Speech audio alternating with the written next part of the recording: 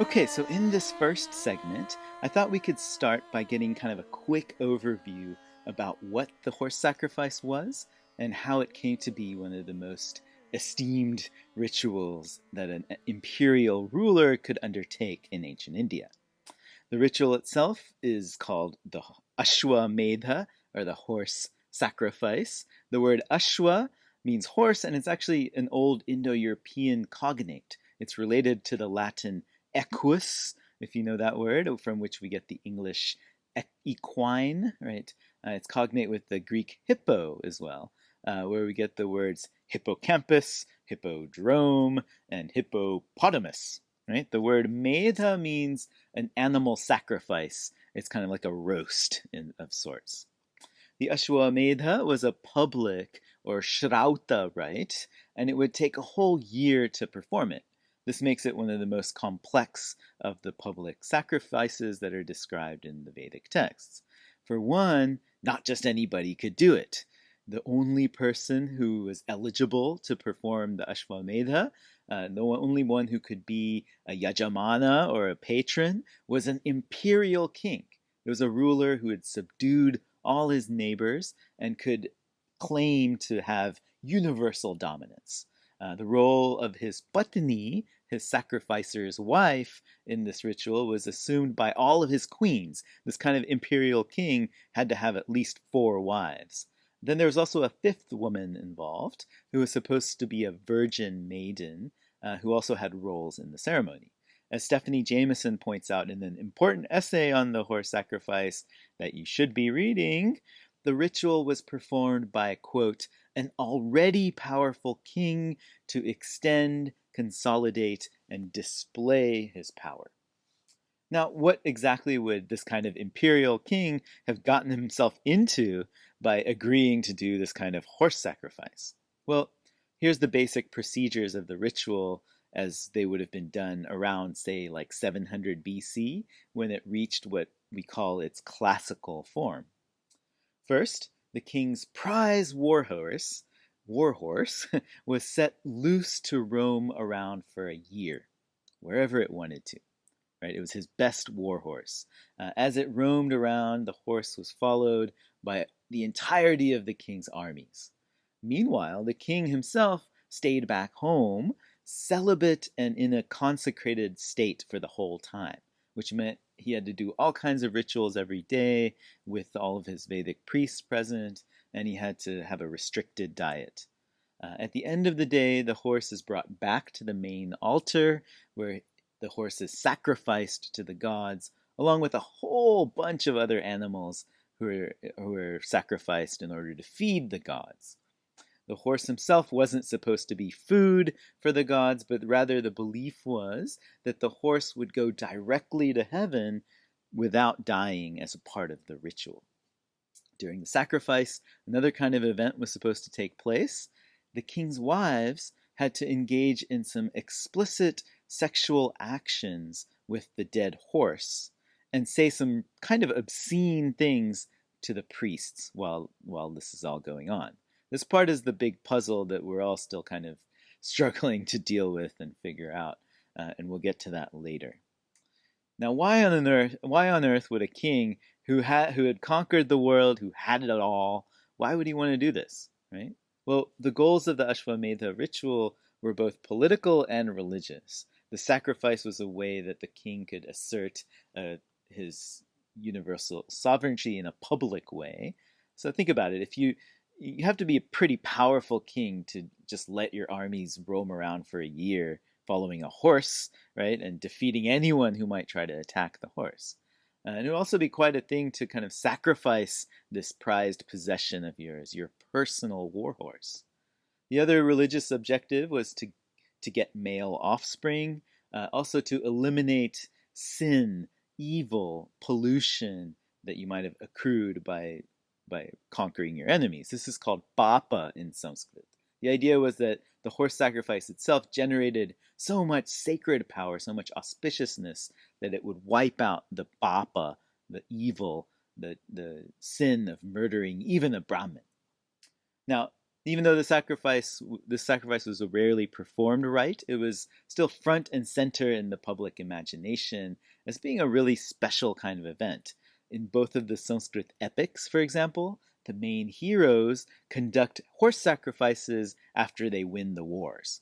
And in both of the epics, we also see that the composers of the epics had to deal with the kind of odd sexualized actions that the queens were supposed to do during the rituals. So in book 14 of the Mahabharata, which we'll be reading, when the main hero Yudhishthira wins the Great War, he decides to conduct a horse sacrifice to show that he's the supreme king of the land, and also to atone for all the sins that he and his brothers have committed during the battle. As part of the ritual, his wife Draupadi is made to lie with the horse. Here's how the description goes in 1491-2. When the bulls among priests had made the horse agree, they'd killed it, according to rule, they caused wise Draupadi to lie down beside it for 3 minutes, according to rule, O king. Now, as we're going to see later in the semester, there's no woman more outspoken and self-assured in the history of Sanskrit literature than Draupadi.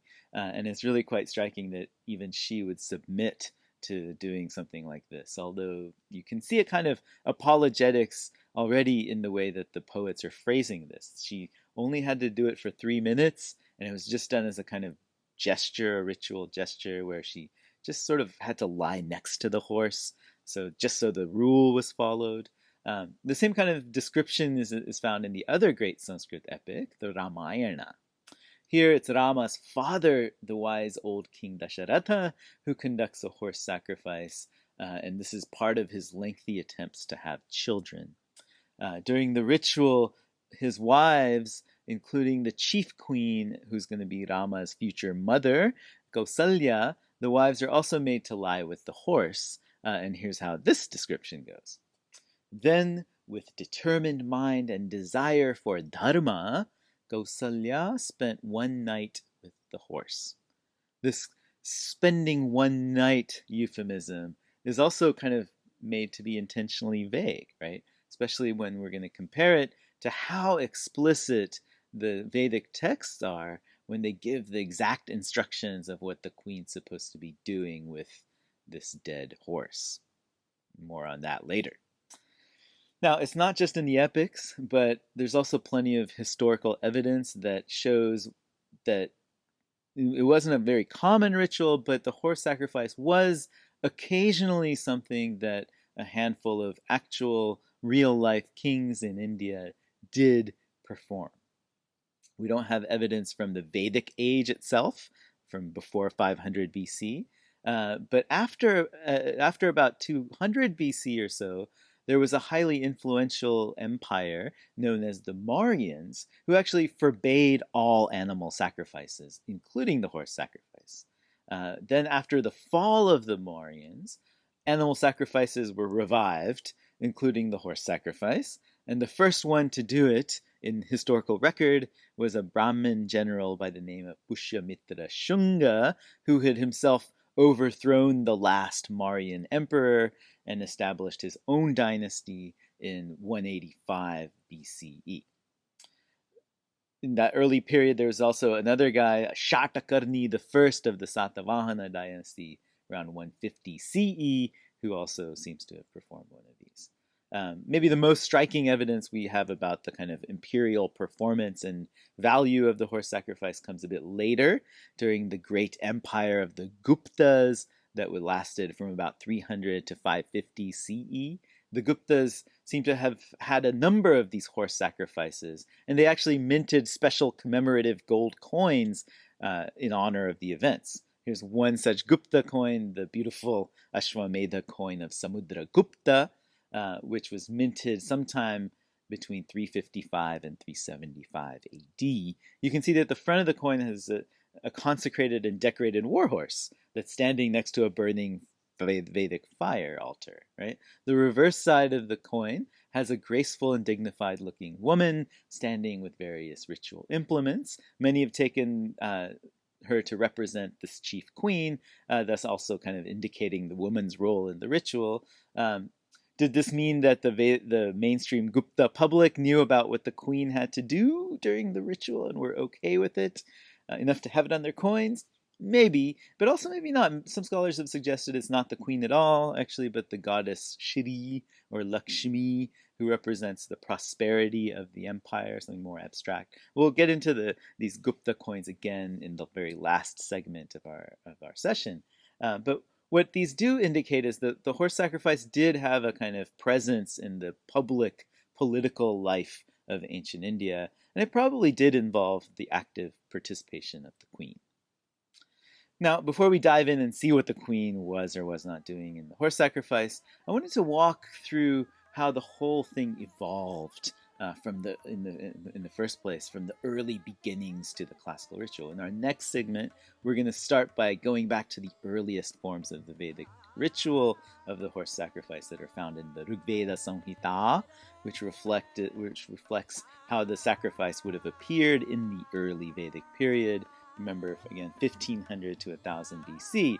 There's a few interesting hymns actually on the horse sacrifice in the Rigveda, where it's depicted in a way that's strikingly different actually from the later classical version of the sacrifice. First, though, let's take a little break, and I'll see you. Yeah.